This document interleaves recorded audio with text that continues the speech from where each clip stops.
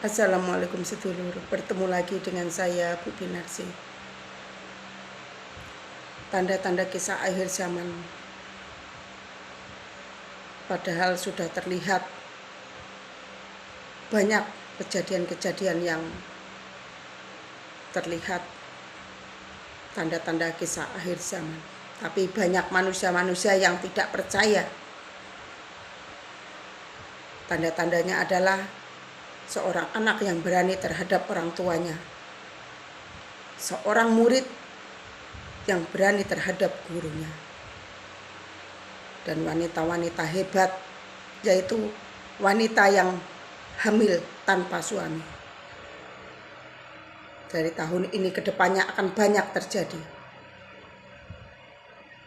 Oleh sebab itu kita waspadalah. Jangan sampai kita melakukan hal-hal yang dimurkai Allah, terutama untuk orang tua.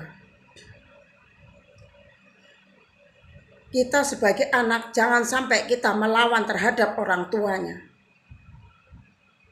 Seburuk apapun, secerewet apapun orang tua ucapkan terhadap anaknya, anggap aja orang tua kita itu pikun, sudah tua, lupa apa yang diucapkan. Tidak perlu kita lawan, apalagi sampai main tangan. Naudzubillah min dzalik. Ingatlah saudara-saudaraku, mengalahlah untuk orang tua kita. Mengalah tidak akan pernah kalah. Kalau kita melawan sedangkan orang tua kita udah tua. Ya kalau orang tua kita memang masih ingat, kalau memang benar pikun, Allah murka terhadap kita. Dibilang sungkem, salaman, sepuro terhadap orang tua, katanya haram hukumnya. Sungkem terhadap orang tua kok haram? Dibilang seperti itu kok ada yang ikut? Masya Allah. Dibilang sungkem terhadap orang tua haram. Salaman, lebaran, jabat tangan dengan orang lain dibilang haram, bukan muhrimnya. Kalau kita mau melakukan sholat,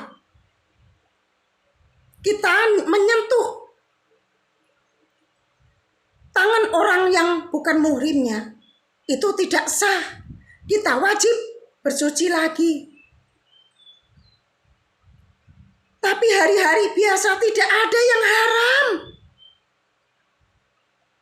Tidak ada yang haram kalau kita niat kita baik, niat kita minta maaf, itu tidak ada yang haram. Dibilang sungkem terhadap orang tuanya haram, nurut ngikut. Tapi disuruh mencium tangan junjungannya yang dianggap junjungannya, bahkan sampai kaki disuruh nyium kok yang ngikut. Masya Allah, Masya Allah. Jika kita ada salah dengan orang tua kita, kita wajib nyium kaki orang tua kita. Jika kita merasa dosa kita banyak terhadap orang tua, tapi kita tidak wajib. Apa junjungan-junjungan siapa? Sama-sama manusia. Selain orang tua jangan mau disuruh mencium kakinya, itu jangan mau. Itu udah aliran jelek, itu bukan aliran dari Allah, itu bukan aliran bagus itu mengajarkan seperti itu. Melarang kita sungkem terhadap orang tua, tapi junjungannya minta disembah. Kita patut yang kita sembah itu adalah Allah. Hanya Allah. Dan begitu juga yang murid berani terhadap gurunya.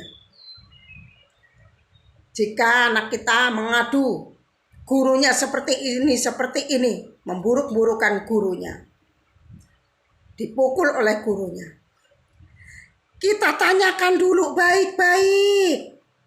Jangan langsung marah-marah. Jangan langsung mencak-mencak, teriak-teriak, menyalahkan guru. Kita tanya dulu bagus-bagus. Kita pertemukan anak dengan guru. Salahnya apa? Karena selama saya dulu sekolah, kalau muridnya tidak kelewatan, guru nggak mungkin marah. Apalagi sampai mukul, itu udah kelewatan muridnya.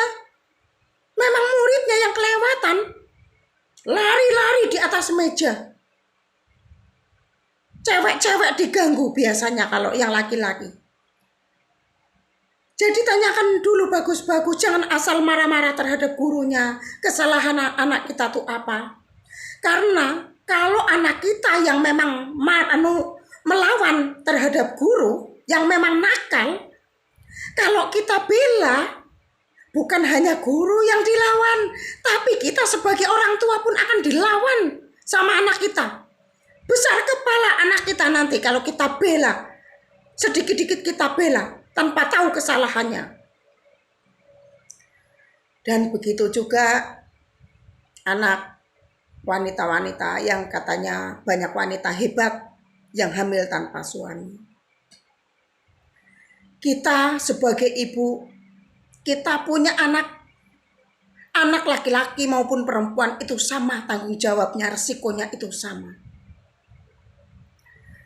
Jika anak kita mengalami seperti itu, yang diceritakan katanya kisah akhir zaman, banyak wanita hamil tanpa suami. Jangan dimarahi terus. Kita bilangin, kita tanya yang bagus-bagus. Mungkin ini ujian kita orang tua. Jangan bikin anak kita stres.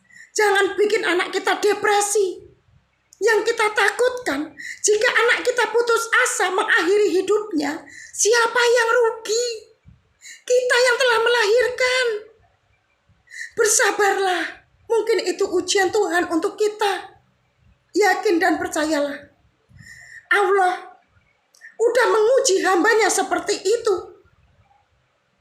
Pasti yakin kita itu berarti orang yang sabar, yang patut diuji dengan ujian yang berat.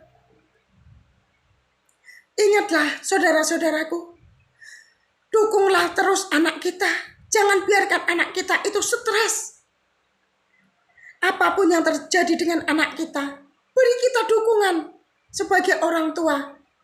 Jangan membuat anak kita itu putus asa. Begitu juga dengan orang lain, jika orang lain yang mengalaminya, anak orang yang mengalaminya, kita sama-sama sebagai seorang ibu. Jangan menyukurin anak orang, belum tentu anak kita. Kita harus kasihan juga memandang anak orang yang mengalami musibah seperti itu. Kita sebagai orang tua, sebagai ibu, anggap aja itu pun anak kita. Seperti apa kita jika kita mengalami? Jadi selalulah bisa menyayangi semua umat manusia. Doakanlah pada umat manusia, semua manusia, kita doakan baik. Walaupun orang-orang itu membenci kita, doakan yang baik-baik. Karena semua doa baik, insya Allah, Allah yang akan membalasnya. Terima kasih saudara-saudaraku. Assalamualaikum.